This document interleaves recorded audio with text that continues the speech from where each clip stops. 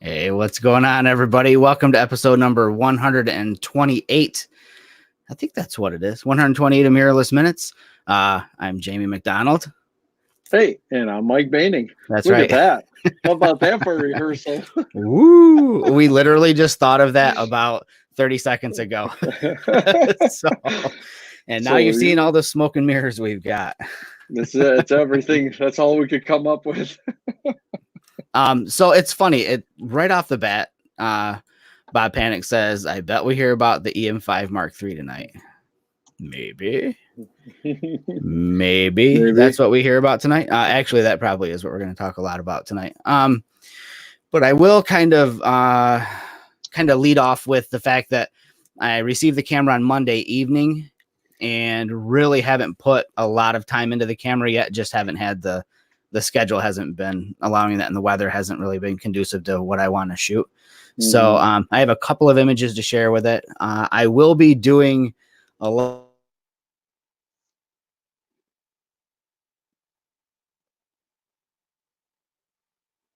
Ooh, can you hear me, Jamie? Just happened. That was weird. Did you see that? Weird. Like, yeah, we got the little spinnies. Oy. That was weird. Yeah. So anyways, what I'm going to do next Wednesday, Jamie is speechless. Bob, that never happens. It really doesn't. So next Wednesday, going to do another episode of Mirrorless Minutes. I'm going to be doing this one live from the Camera Mall in Ann Arbor. For those of you that have been following the show for a while, you know that the Camera Mall it's probably our favorite camera store ever. Oh yeah. And so they invited us in to do Mirrorless Minutes. John says it's frozen. I don't know. I'm not you're not looking frozen to me. Let's see here. Let's do it the old-fashioned way. Let's see if it. Well, hopefully we're not frozen because I'm sitting here running my mouth off. Mirrorless Minutes is up live. I'm just clicked on the email and see if it comes in. Now this is gonna be weird. Okay, no, Bob says I look thawed. Thank you, Bob. I appreciate the thought. And I can see me moving up and down on the phone. Okay, whatever. So on our end, you guys, what happened is our screens went black, and then just the little buffering thing or whatever was going on. Not sure what was going on there. I'm just gonna blame it on whatever. I'm gonna blame it on Verizon. They had like a huge outage today here in the US, so it's Verizon's fault. Even though we're on Xfinity. So, anyways, back to the topic. We're going to do another episode of Mirrorless Minutes next Wednesday at the normal time. Actually, a little earlier. Sorry, I take that back. It's going to be at like 6 or 6:30. I'll let you guys know here probably in the next day or so. The reason that we're going to do that show is, again, because I've had very little time with this camera to actually speak in depth about it. And I don't want to just start spouting off, oh, it's the best camera ever and all that without having actually tried it. And then also, so Mike will be traveling. You'll be in LA? No, San Francisco. See, I don't know where the heck Mike is. He's on the other side of the country. And he's not sure if he'll be able to drop in. If he can, he's going to drop in, but the time differences and it's tough. 3 hours time difference going to be really tough. It'll literally put Mike in the middle of his work day. If we had great internet on the plane, I might be able to pop in on the plane. I don't know. Mirrorless Minutes live from 33,000 feet somewhere over Nevada. But we're going to be doing the show from there, or I'll be doing the show from there. And I want to let you know now that I'm going to kind of open that up as sort of a Q&A session over the next several days. If you've had time to digest everything you see online about this camera and you start to formulate questions, have them ready for the show. And then the reason I really want you guys to watch that show, I mean, I want you to watch this one, of course, but I really want you to watch that one, because if you are someone who is considering ordering the EM5 Mark III, you'll want to watch that show, because if you were someone who was into the EM1X purchasing position, when that came out and we did the show from the Camera Mall, everybody that was watching the show and the people that were there live for the show, they got a special offer from the Camera Mall if they pre-ordered through the Camera Mall. And I spoke with Desmond today and I said, hey, look, you kind of spoiled everybody with the EM1X launch. Like everybody knows. The bar, man. He did. He set the bar for like some free goodies. And I said, can you do that for our viewers? Can you do that for the viewers that watch this special show? Can you hook them up? And he said, yes, he will. He didn't tell me what. but I have a feeling it's probably going to be like last year. Last year he threw in extra batteries and a dual charger, which is everybody loves extra batteries. So, and if you're not local to Michigan and Ann Arbor, it doesn't matter. I think we had a couple of people from out of state that watched the show that also pre-ordered from the Camera Mall as well. He will ship anywhere in the country for you. So, you're buying I from. would suggest doing it. I mean, yeah. How many? I know I've sold a lot of cameras, from them to people in other states. In fact, constantly. It's the way to go, for sure. I mean, they're just. Plus, you just know that you're helping somebody out with a brick and mortar situation. That's the big thing. I think Bob Remashevsky in the chat room, he might have been one of the people that pre-ordered an EM1X. I'm positive. Yep. Through the Camera Mall. So again, you're supporting a brick and mortar store. Nothing wrong with the big giant box stores, whatever, capitalism at work, whatever you want to say. But there's nothing like a brick and mortar store that people can actually walk into, and supporting them is important. So again, next Wednesday, live EM5 Mark III. I don't want to call it a soft launch. This will be like a post-launch event, Mirrorless Minutes episode. And again, for those people tuning in and pre-ordering through the Camera Mall, special gift for you. This is like Star Wars. This is like our prequel. Yes, we're doing things backwards tonight. We're doing it just like Star Wars. Yes, for sure. Oh, there's Bob. Yeah. Yep. So again, like we said, people from all over the country, we've sent them to Camera Mall to do their pre-orders. So again, thank you to Desmond and the Camera Mall for being so supportive of our show and hooking up our viewers. It's always nice to be able to give something back, even if it's not us giving it back, it's Desmond. So I guess I could just jump right in. Yeah. Seems I'm just monopolizing the microphone tonight and talking. Well, you're gonna have the phone. I do not have a camera. If anyone was wondering what the heck is, I could grab one of those ones off the back and just tell you, hey, this is an EM5 Mark III, but not gonna do it. And it's funny because the distribution of this camera was super limited. It's like pulling teeth. I know there were a lot of members of the Visionary program that don't have the camera or have not even seen it yet. So I count my blessings in having this available to at least shoot with over the next couple of weeks and talk about it. And you got to send it back pretty quick too, don't you? 2 weeks. I have 2 weeks for it. Yeah. So, it is what it is. I'm going to use it while I've got it until we can get like a production sample. Cause this one, if I'm not mistaken, has those big fancy words inside of there that say sample.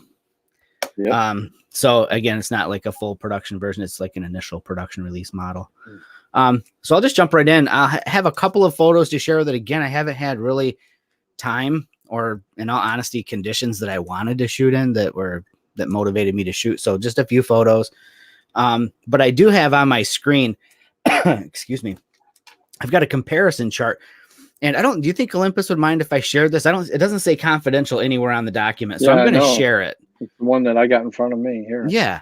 So I'll do that. I'm just going to share that. So can I share more than one screen? I guess I can't. So let me get rid of that screen and I'll bring this one up.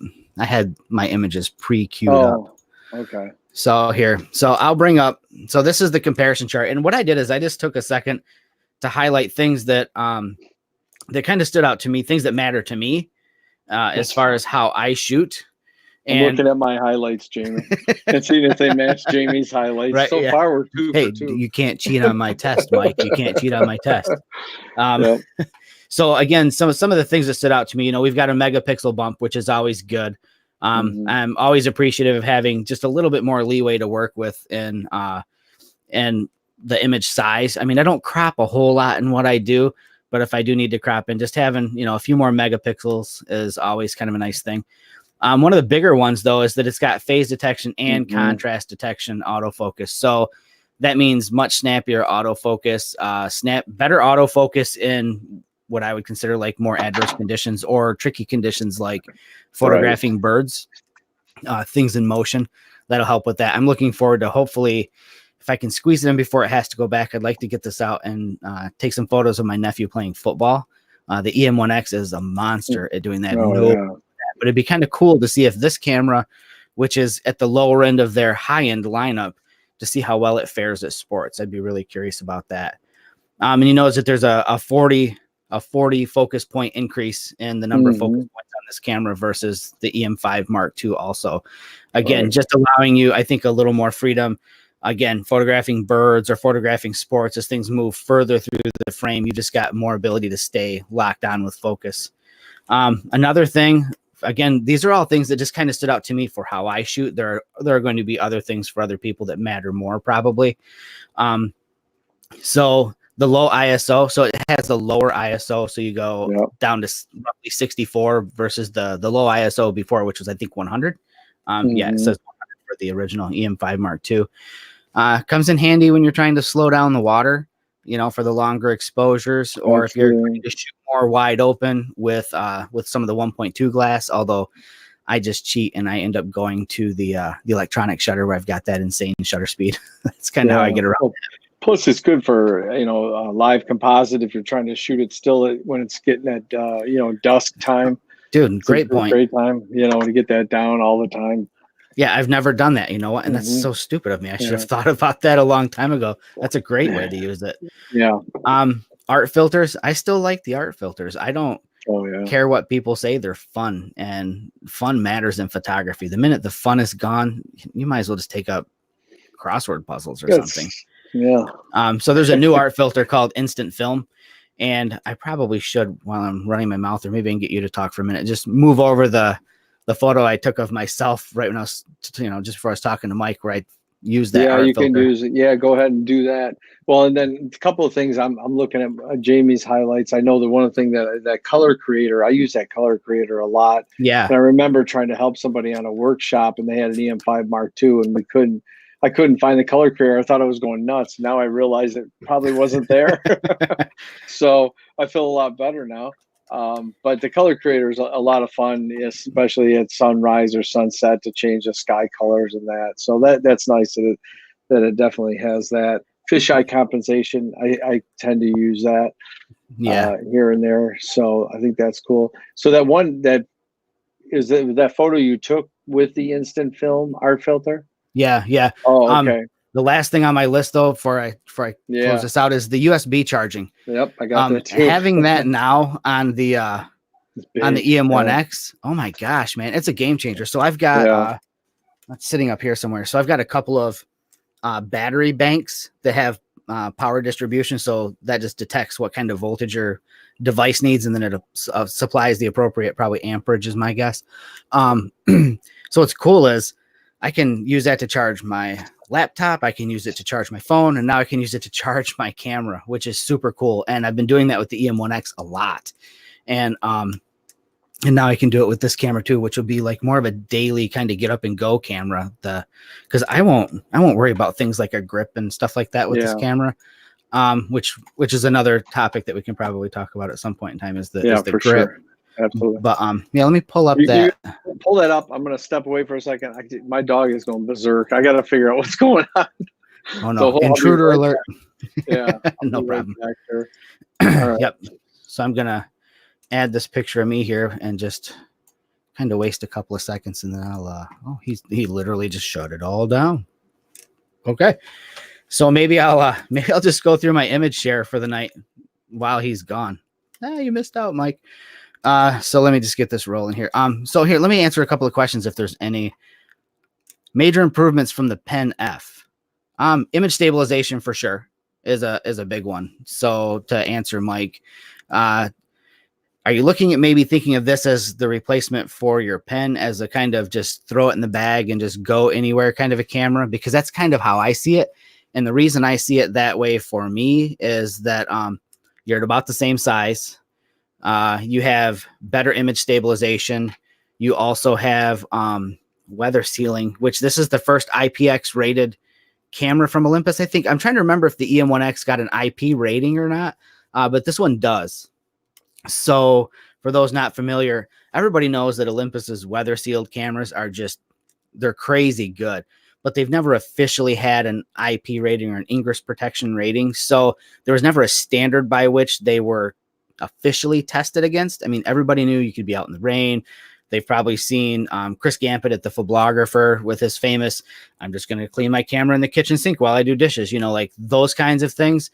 And while those are cool and they're exciting to see, and we all kind of know in the back of our head that it's capable of withstanding that, Now there's actually an official rating that goes along with it. That means that it's actually been tested to an industry standard. So that is a big one too. So you've got better image stabilization. You've got weather sealing, which the Pen F doesn't have. Yeah. And then as far as from there goes, I think it's going to be subjective. A lot of it's just going to be ergonomics. This camera, I'll be honest, I love the Pen F. That's like my sexy, get dressed up fancy and go out on the town camera. It's cool and nice and fun, but ergonomically, honestly, the EM5 Mark III is better ergonomically. It just is. Yeah. I mean, the Pen F is, I mean, to me, I rate the Pen F in my book higher than the EM1X, but that's a whole nother thing. It's just the way I shoot. I mean, I wouldn't shoot in the street with an EM1X anyways. Sure. Usually. Yep. But this camera is going to be great for when you do get in those situations, like travel next week, San Francisco. I had that camera. I'd take the EM5 Mark III because I normally would take the EM1 Mark II to something like that because I don't know what I'm going to get. Sure. Might like what kind of weather I'm going to get. So the Pen F is a little risky for that. Yeah, but I think the EM5 Mark III is really a nice travel camera. Yeah, without a doubt. And I guess a few other improvements would be the number of autofocus points is going to be another one. I don't believe that the Pen F has both phase and contrast detect autofocus points. It does not. Yeah. Then a few people in the chat did confirm that the EM1X did get an IP rating, so that would have been probably the first camera outside of the tough line to get that right. I agree, Mike. The handling is a little difficult. I don't even have big hands, and the handling's a little difficult. This one, with a more pronounced front grip on it, the thumb rest is bigger and improved on this one versus the M5 Mark II. And I've got them both here. If you guys would like, I can kind of just do a hold them up and show. My feeling is that everybody has probably seen a million pictures of this camera today. So, if you want, I can do that, but I know you guys probably have seen enough pictures of the camera. And I'll, of course, probably be putting something out at some point in time talking about it. Excuse me. So I'll just do a quick image share just to get them through. Nothing crazy fancy tonight. Like I said, a lot of it has just been, I haven't had the time, and I really apologize for that. What camera, Tammy? We're talking about the EM5 Mark III currently right now. I think, she's joking. Of course. Like right there, like completely over my head. I am just not on top of it today. So I'll just make it bigger. There we go. Much better. Now nobody has to look at me. So the first shot was completely not taken with the M5 Mark III, but I needed some filler. So this was shot with my Sony A7 II and the Samyang 14 millimeter f 2.8 autofocus edition or version, whatever you want to call it. I'm still having a lot of fun with that Sony camera. It's a blast to shoot something with a completely different form factor. Yes, still shooting the barn, still continuing to do it. I'm doing it while there's still leaves on the trees and it's not frostbite weather. So I had to get out there. It was just a clear sky. And really the purpose of me shooting out there on such a clear sky day was I just wanted to see how color rendition turns out with Sony. I know how it is on Olympus. Blues are phenomenal, and all the colors after blue tend to be rich and they feel really good. And I just wanted to see how Sony fared in that department as well. So really that thing is falling apart, huh? Oh my gosh. Oh, wow. I figure really I've got a year left with it. I figure I've got a year left. And then bad winds knock that thing down. I'm thinking that this winter might be it. Yeah. I just pray I'm out there when it falls. So the next one is literally the very first shot I took with this camera. I had to do something with it, and I figured I was going to run to the local gas station, convenience store, laundromat, like hardware store, everything all in one, whatever this place is, and just run in and grab something to drink for the evening. And I thought, well, okay, well, I'll just shoot literally right out of the car window and just test out the image stabilization in this. And I don't have EXIF pulled up, but it's a little bit longer of an exposure. It's probably a half a second exposure, roughly. Image stabilization works out great. Well, this is with the 17 millimeter 1.2, not at 1.2, and totally floored by the performance of it there. Again, not exactly in the most ideal of shooting conditions, sitting down in a car, not braced up against anything. And the car was running because it was super cold out. So you've got vibration from the car. really happy with that, and really happy with, this is a JPEG. I'm not processing the raw files at all yet, folks, either. Yeah. So this was just right off the camera, no adjustments, Olympus JPEG. And I think if you're an Olympus shooter, you know, the Olympus JPEGs are outstanding. Next one, same kind of thing. So I went from there and I was driving back home, and this is the backside of some of the businesses in town. And I've just got this weird fascination with, with dark places, with, you know, like a single light or just a door with a light, or it's hard to explain. But if you go to Flickr and look me up on Flickr, I've got an album called Places in the Night. You'll look at, you'll kind of get the feel for where I'm going with some of these images. They're just kind of fun to shoot. Again, another JPEG straight out of the camera. This is with the 17 f1.2. But I actually got out of the car, walked across the street, stood on the sidewalk, and took this shot. Again, a little bit longer of an exposure, but not too long, because this is a crazy bright light, and I was pretty close, and I was actually at 1.2 on this one, I remember specifically. Next shot was from today on the drive home. I just wanted to, I had to get something to share with you guys. And the skies were finally starting to break, and we were getting some blue in there, and we were getting a little bit of sun, and I was watching the sun just kind of roll across the fields as I'm driving home. And I thought, okay, I need to hurry up and swing off. And I just want to see how this thing handles like a wide dynamic range, as far as, you know, shadows in the foreground all the way to highlights in the clouds. And it's probably not the easiest to tell in a screen share, but I do have image detail down here in the foreground. And this is a JPEG again. So if this were raw, I could push the shadow details probably quite a bit further and get probably a really well-balanced image out of this. So pretty happening with the metering. Can let you know what the M5. No, it doesn't. You have to wait for an update, Bob. Although I can tell you that the Olympus Workspace does open them up, but I'm not happy with how they look in it. And maybe it's just because I don't use Olympus Workspace ever. It's just not fun for me. I don't like it. If I get into Olympus Workspace, I just immediately select all the raw files and shoot them out as TIFFs, and then pull those and then bring them into Lightroom. Yeah, that's what I would do too. So I could try. I don't think On One would do it either. I think we figured out last time that On One ends up just grabbing the JPEG preview, which is really, really sad and upsetting. So the last one, hey, it's selfie time. So this was shot with the 12mm f2, which is what I have on the camera right now. But this is the new art filter, Instant Film, and I like it. It's fun. It's really fun. I think I'm going to have a lot of fun with that art filter. I've always been a fan of the vintage art filter. Like, this has got a nice street. I like what you could do here with street shots. Yes, I agree. Nice contrasty. Yep, that's cool. I think that's going to be probably one of my new favorites, especially like you said, in any kind of an urban setting. I don't see myself shooting out in the woods with that, but in the city, like the light shots I do, I think those would be cool processed with that look. So it's probably where I'll go. Olympus had Workspace software this morning. I'll give it a shot. Maybe it'll handle the raw files better than it did yesterday. Very possible. So because I did start opening files 2 days ago in Workspace for this camera, and I don't remember anybody giving me any kind of beta for the software. So I don't know. It's weird. I wonder how that worked out. Yeah, same batteries as the EM10 Mark II. That is correct. So that's let me address that now, because I know that's something I saw in the room. Oh, I saw a lot of people that were upset. I will say, I understand. I totally get it. If you had an EM5 Mark II, and you're already invested, in these, and then now you get the EM5 Mark III, and it's you got to get the batteries. I understand. And I will go on the air saying I sympathize with you on that. And I'm honestly not totally certain on all of the reasoning behind switching to the smaller battery. I really don't know. That's an engineering thing, not a Jamie thing. But performance wise, I've shot, I'd have to go back into Lightroom. I think I've shot about 220 and change photos, and I'm still like at 60% battery.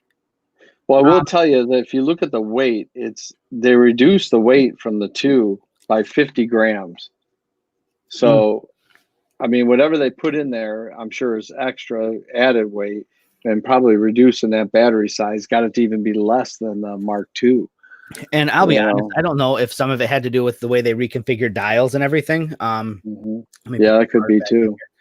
So again, if you look at the top plate on the two cameras, the bottom obviously being the EM5 Mark III, we have on the EM5 Mark II up here, you've got a small selection of function buttons where now you've got your mode dial. Yep. So, and they moved the mode dial from the other side of the camera on the Mark II to here.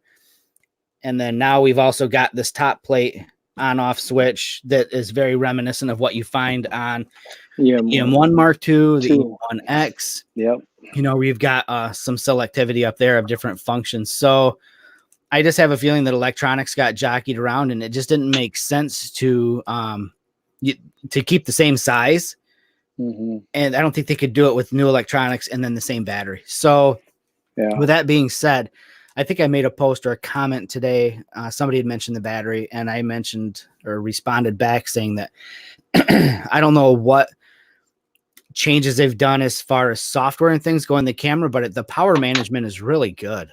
Right. And that's key though. I mean, just even, and I don't know what the new Pixel phone is that's going to come out, but I guarantee that like the new iPhone 11, the battery is off the charts and it's all new battery management. Yeah, it is new creative things that are learned and stuff. I mean, so because the bottom line is if it's making the same as before, that's all that matters. Yeah. I will say the upgrade piece would be, you know, sits in your craw a little bit if you had 5 or 6 of those batteries. Right. You know, but we can segue into saying that if you are one of those people that have an EM5 Mark II and you're ready to upgrade, because it is an upgrade. There's it's not a small upgrade. It's a good upgrade. I will just say it. It's worth the investment upgrade to this one. And if you pre-order through the Camera Mall, I have a feeling Desmond's going to help you out in the battery department. Just saying. Watch next week's show and you'll find out. Yeah. So, it was Karen that was asking about the batteries. Yeah. So, I mean, like I said, performance wise, I don't know what they're doing different. It's just better. Maybe I'm a little more conservative on how I shoot with the camera too. I don't chimp a whole lot. I really rely on seeing in the viewfinder and knowing what it's going to be. That helps a lot. And lots of times I'll flip the screen around and have it tucked in so it's facing inwards. I have been doing this for a long time. I've been doing this kind of stuff since the EM5. Just trying to be a little more battery aware. Conservative, So, I mean, you know, and there are a few settings, and if anybody's got questions, we can talk about it offline as far as like my settings to help conserve battery life. But even with that said, the camera stayed turned on all day in my bag. I didn't remember to turn it off when I got to work this morning and just took it out of the bag and started, you know, playing with it throughout the day and then on the drive home. And I'm still at probably... Well, I think, you know what, for people watching tonight too, that's a great segue into talking about next week's show. You're going to have a lot more shots on it and you'll be able to comment a lot better, I think, on the battery next week. Right. So I'm probably, there's no percentage gauge on it, but I'm on 3 of the 4 bars. So I'm over 60% probably on battery. Just saying. It depends on how you use it. And then also I think that they're just doing some good battery management as well. Yeah. I wouldn't hesitate to just throw this in the bag and rock and roll. I always bring 1 extra battery no matter what I'm using anyways. So, so Tammy, I saw Tammy too. Yeah. 2 months ago. Well, you might find a good deal on tons of extra batteries for that in the near future. Seriously. I mean, if people are moving, they'll probably be selling these things off on eBay left and right. So just keep your eye open for that then. And Bob says the batteries are probably due for replacement anyways. Very true. Very true. I think all batteries are due for replacement, Bob. I think we need a new technology. So anyways, I guess that's probably the end of the show. What do you think? Yeah, I mean, it's I think we just wanted to talk about the camera tonight and give really the show next week is the big one. Is the bigger one. Sure. I think, and you know, and being that it's with Camera Mall, and it's you guys still going to do it like in the theater next door, you think? Actually, so from what I understand, they've done a big remodel at the Camera Mall and they have a screening room Oh, wow. That is used for Right. presentations and things like that. So I get a chance Cool. to break that, and I haven't been in that room yet. Nice. So Nice. we'll see how that goes. Mhm. And again, like I said, there'll be the show next week. It's going to be earlier than 8. Getting an add to Carnage. Tammy. Yeah. So next week's show, Tammy's ripping some good ones tonight, man. the show will be earlier than normal. So I apologize if it interrupts everybody's dinner and work schedules and things like that, but it's going to be at like 6:30. If I'm not mistaken. And it'll still be, I mean, you'll be able to watch it after. Anytime. Yep. Yeah. The only benefit to watching it live is I do encourage people to have questions ready, because hopefully I can answer them all on the next show, because I will have had a chance to actually shoot more than a couple hundred photos with this camera. Yeah, for sure. Yeah. So again, tune in, not in 2 weeks, but in 1, and it'll be next Wednesday. Thanks for watching, you guys. Thanks for always being here. Thanks for the question. Yeah. And again, just thanks. Be cool. So I wonder if we should